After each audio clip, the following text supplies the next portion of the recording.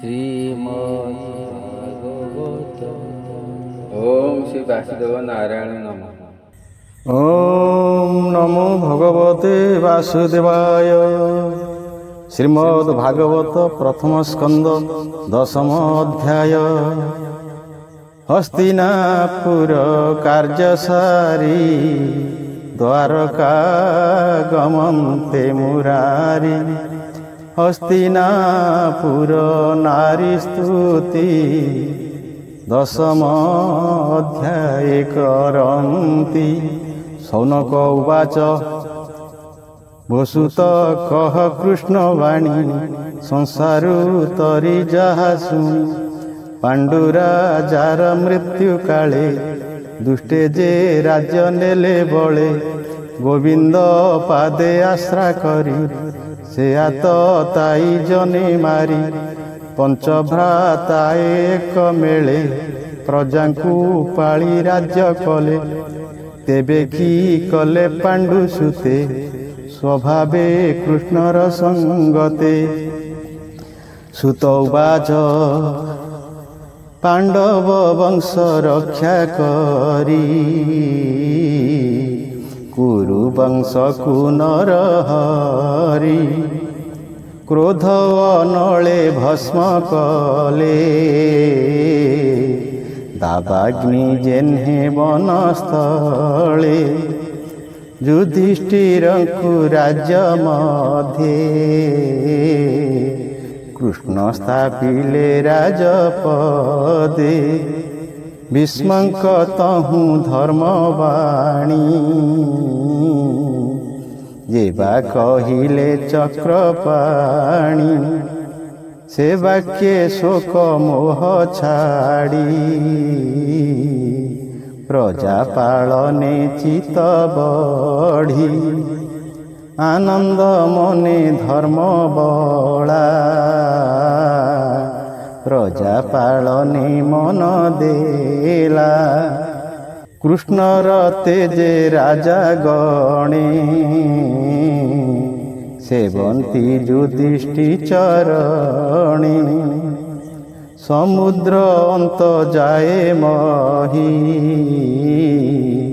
धर्मनंदन आज्ञा बही। प्रजा बांछन्ते मेघमाल भूमि रे बरसन्ति जल। कामधेनुर प्राय मही प्रजा कल्पिते शस्य देई। गोपाल गोष्ठ मध्ये थाई अनेक क्षीर द्यन्ति गाई। नदी बहन्ति पुरी जले समुद्र रहिला निश्चले। पर्वते निज स्थाने स्थिर आवृत लता वन घोर। औषधि गण ऋतुमते फलन्ति प्रजा तोषर्थे। राजांकु आदि व्याधि क्लेश न लागे तापत्रयलेश। धर्मनंदन राज्ये जेते प्रजाए बंचन्ति निश्चिन्ते। बंधुक शोक शांत करी सुभद्रा प्रिय कामे हरि। हस्तिनापुरे हृषिकेश भावे बंचिले केते मास। द्वारका गमने उद्योगी युधिष्ठिरंकु आज्ञा मागी। जन जन के करी कोल सुहृद प्रेम वाक्ये भूल। रथे बसिले बनमाली तुले सकल बंधु मिली। कृष्णा सुभद्रा कुंती सुते राजाए आसीथिले जेते। ଗାନ୍ଧାରୀ ଧୃତ ରାଷ୍ଟ୍ର ମେଳେ ଯୁଜୁଷ୍ଟୁ ଯୌତମ ତୁଲେ ଧୌମ୍ୟ ସଙ୍ଗତେ ଭୀମ ମିଶି ଉତ୍ତରା ନାରୀ ମଧ୍ୟେ ଆସି କୃଷ୍ଣଙ୍କୁ ନମିଲା ଅନ୍ତରେ ଗର୍ଭରକ୍ଷଣ ସ୍ନେହ ଭରେ କୃଷ୍ଣ ବିରହେ ମନ ଛନ ସହି ନ ପାରି ହତ ଜ୍ଞାନ ଯାହାର ଯଶ ଗୁଣ କନେ ଶୁଣିବା ମାତ୍ରେ ସାଧୁ ଜନେ ସତ୍ସଙ୍ଗ ନ ପାରନ୍ତି ଛାଡ଼ି ହେଳେ ତରନ୍ତି ଭବବାରି ସେ କୃଷ୍ଣ ଭାବେ ଭାବ ବଢ଼ି ସାକ୍ଷାତ କେ ପାରିବ ଛାଡ଼ି ନିରତେ କରନ୍ତି ଦର୍ଶନ ସ୍ନେହ ନିର୍ଭରେ ଆଲିଙ୍ଗନ କୃଷ୍ଣଙ୍କୁ କହନ୍ତି ବଚନ ଆବୋରି ଶୟନ ଭୋଜନ ନ ଦେଖି ତାର ପଦ୍ମ ମୁଖ କାହିଁ ଲଭିବେ ଆଉ ସୁଖ ଏ ରୂପେ ଚିତ୍ତ ବୃତ୍ତି ଦେଇ ଚକ୍ଷୁ ପିଛଡ଼ା ନ ଚଳଇ ତାହାର ସ୍ନେହେ ବଦ୍ଧ ହୋଇ ଚଳନ୍ତି କୃଷ୍ଣ ଯାନ୍ତି ଯହିଁ ପୁରୁ ବାହାର ହନ୍ତେ ହରି ବିକଳେ ଯେତେ ପୁର ନାରୀ କମ୍ପିତ କଣ୍ଠେ ବାକ୍ୟ କହି ବୋଲନ୍ତି ଏକୁଆରେ ଚାହିଁ ଦ୍ୱାରକା ଗଲେ ଭାବଗ୍ରାହୀ ଆମ୍ଭର ସୁଖ ଲେଶ କାହିଁ ମୃଦଙ୍ଗ ଶଙ୍ଖ ଭେରି ବୀଣା ଘଣ୍ଟ ଦୁନ୍ଦୁଭି ନିର୍ଘୋଷଣା ବାଜଇ ନାନା ବାଦ୍ୟ ସ୍ୱର ମଙ୍ଗଳ ନାଦ ମନୋହର ସେ କୁରୁ ରାଜେ ଯେତେ ନାରୀ କୃଷ୍ଣ ବିଚ୍ଛେଦେ ତନୁ ଘାରି ଜଗତି ଅଟାଳି ଆରୋହୀ ପୁଷ୍ପ ବିଞ୍ଚନ୍ତି କୃଷ୍ଣ ଚାହିଁ କୃଷ୍ଣର ଶିରେ ଶ୍ଵେତ ଛତ୍ର ରତ୍ନ କାଞ୍ଚନେ ସୁଘଟିତ ଅର୍ଜୁନ ଗୋବିନ୍ଦର ପାଶେ ଆନନ୍ଦେ ଘେନି ମନ ତୋଷେ ବାମ ଦକ୍ଷିଣ ପାଶେ ଟେକି ବ୍ୟଜନ ଉଦ୍ଧବ ସାତ୍ୟକୀ ଚାମର ହସ୍ତେ ପୁଣି ବିଞ୍ଚି କୃଷ୍ଣେ କର୍ପୂର ଧୂଳି ସିଞ୍ଚି ଦେବେ କୁସୁମ ବରସନ୍ତି ମାର୍ଗେ ବିଜୟ ଯଦୁପତି ବ୍ରାହ୍ମଣେ ମିଳି କୃଷ୍ଣ ପାଶେ ଆଶିଷ ଦେଲେ ମନ ତୋଷେ ତୋ ସୁଖ ହେଉ ଏହି ବାଣୀ ବ୍ରାହ୍ମଣ ମୁଖୁ ଯାହା ଶୁଣି ନିର୍ଗୁଣେ ନୁହେଁ ଅନୁରୂପ ଲୀଳାବତାରେ ଆରୋପ କୌରବପୁର ନାରୀଙ୍କର ଉତ୍ତମ ଶ୍ଲୋକେ ଚିତ ଯାର ଅନ୍ୟ ଅନ୍ୟ ଭାସନ୍ତି ଯେ ଗୀର ସେ ସର୍ବଶ୍ରୁତି ମନୋହର କୃଷ୍ଣଙ୍କ ଶୌର୍ଯ୍ୟ ତେଜ ଦେଖି କେ ନାରୀ କହେ ଶୁଣ ସଖୀ ଏ ହରି ପୁରୁଷ ପୁରାଣ ଆତ୍ମାକୁ ଆତ୍ମାରେ ନିର୍ମାଣ କରି ସକଳ ଦେହେ ବସେ ରହଇ ଏକ ଅବଶେଷେ ଗୁଣତ୍ରିତ ଏ ଜଗତ ମାୟାରେ କରେ ଆତଜାତ ଆତ୍ମାରେ ଆତ୍ମା ଭାବ ବহে সকল শক্তি ঘেনি রহে যে সনে সর্বশক্তি লই দিবস অন্তে প্রাণী শোই পুଣି উঠই রাত্রি অন্তে বিষয় ধ্যান করে চিতে জেনে হার বীর্য বলে প্রকৃতি প্রসরে শয়লে যার নাহি নাম রূপ অনাদি নির্গুণ নির্লেপ জীবর সঙ্গে ভোগ করি বিহরে নাম রূপ ধরি জগত সংসার এমন্তে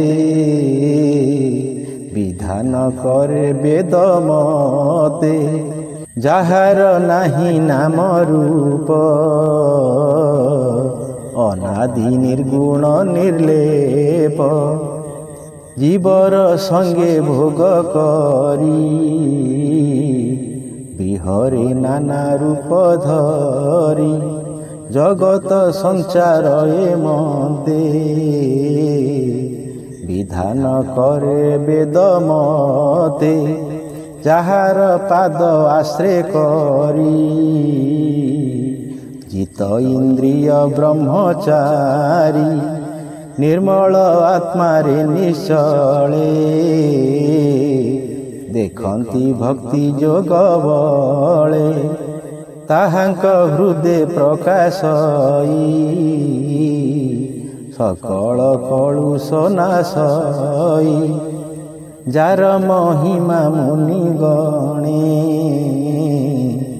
ଆଗମ ନିଗମ ପ୍ରମାଣୀ ଏକୁଆରେ କଥା କହି ବଞ୍ଚନ୍ତି ଯାର ପାଦ ଧ୍ୟାଇ ଯେ ଏକ ଈଶ ଲୀଳା କରି ପ୍ରକୃତି ସଙ୍ଗତେ ବିହରି ସୃଷ୍ଟି କରିଣ ପୁଣି ପାଳେ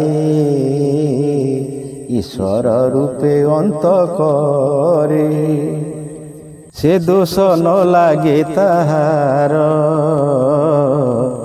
ନଳିନୀ ଦଳେ ଜେନେ ନୀର ସେହି ଆମ୍ଭ ଦୃଷ୍ଟି ପଥେ ଦେଖ ଗୋ ସଖୀ ଅଛି ରଥେ ଦୁଷ୍ଟ କ୍ଷତ୍ରିଏ ଯେତେବେଳେ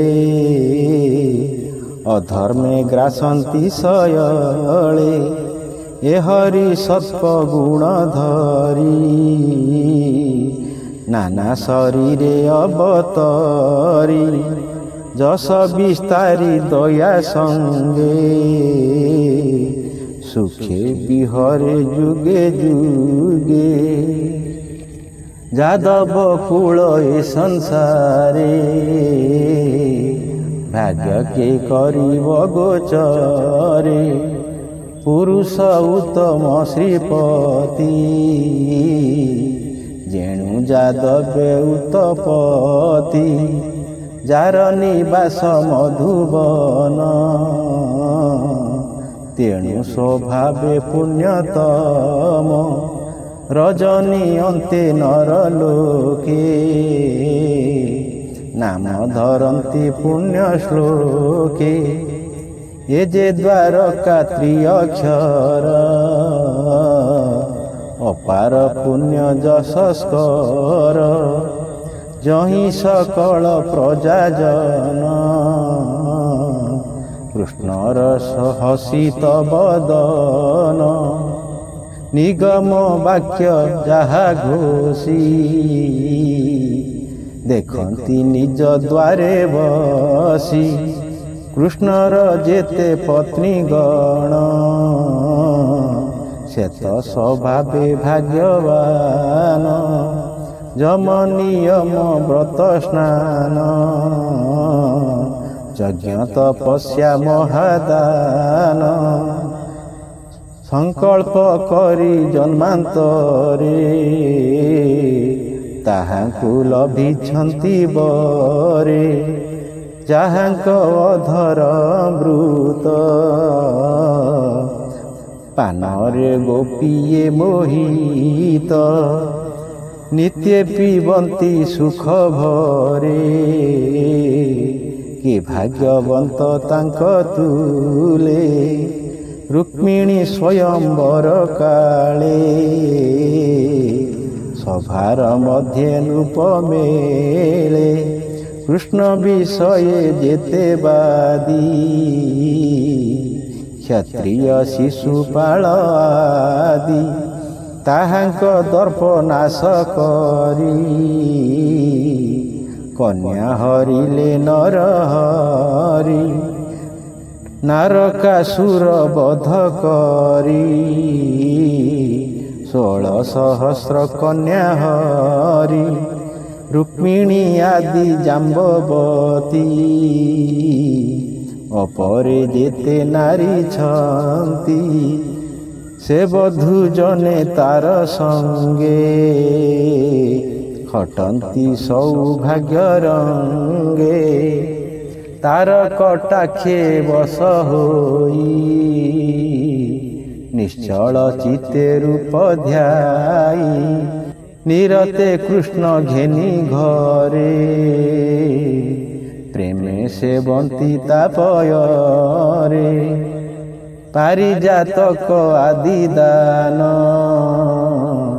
ଦେଇ ଆନନ୍ଦ ତାଙ୍କ ମନ କରିଣ ପ୍ରଭୁ ଭାବଗ୍ରାହୀ ତାହାଙ୍କ ସଙ୍ଗ ନ ଛାଡ଼ଇ କୁରୁମଣ୍ଡଳ ବଧୂଜନେ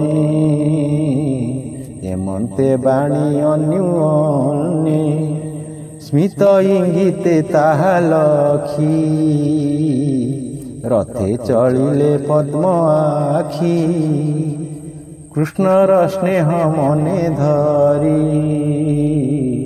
ପାଣ୍ଡବେ ଘେନି ସନ୍ନ୍ୟଚାରୀ ଶତ୍ରୁଙ୍କ ଭୟ ଚିତେ ଚିନ୍ତି କୃଷ୍ଣଙ୍କୁ ଆବରି ଚଳନ୍ତି ତେତେ ହେଁ ଦୂରେ ଭାବଗ୍ରାହୀ ପାଣ୍ଡବ ମାନଙ୍କୁ ରୁହାଇ ଉଦ୍ଧବ ଆଦି ପ୍ରିୟ ସଙ୍ଗେ ଚଳିଲେ ନିଜ ପୁର ମାର୍ଗେ କୁରୁ ଜାଙ୍ଗଳ ଦେଶ ଜିଣି ପାଞ୍ଚାଳ ଦେଶ ସୁରସେନୀ ଯମୁନା ଦେଶ ବ୍ରହ୍ମାବର୍ତ୍ତ ମତ୍ସ୍ୟନଗର ସାରସ୍ୱତ ମଧୁଧନନ ସୌବୀର ଆଭିର ପୁରୀ ଯେ ଅପର ଜିଣି ଗମିଲେ ନିଜର ଥେ ମିଳିଲେ ଦ୍ୱାରକା ପ୍ରଶସ୍ତେ ସେ ଦେଶେ ଯେତେ ପ୍ରଜାଜନେ ସମ୍ଭ୍ରମେ କୃଷ୍ଣ ଦର୍ଶନେ ଅନେକ ଉପାୟନ ହସ୍ତେ ନିବେଦି କୃଷ୍ଣ ପାଦ ଗତେ ହେମନ୍ତେ ଦ୍ୱାରିକା ଅଗ୍ରତେ ମିଳିଲେ ଦିନକର ହସ୍ତେ ସେ ହରି ଚରଣ ପଙ୍କଜେ କିଙ୍ଖର ଜଗନ୍ନାଥ ଭଜେ इति श्रीमद्भागवते महापुराणे परमहंस्या संहिताया प्रथमस्कन्धे नमेश्री उपाख्याने कृष्णद्वारकागमनं नाम 10मो अध्याय। ओम नमो भगवते वासुदेवाय।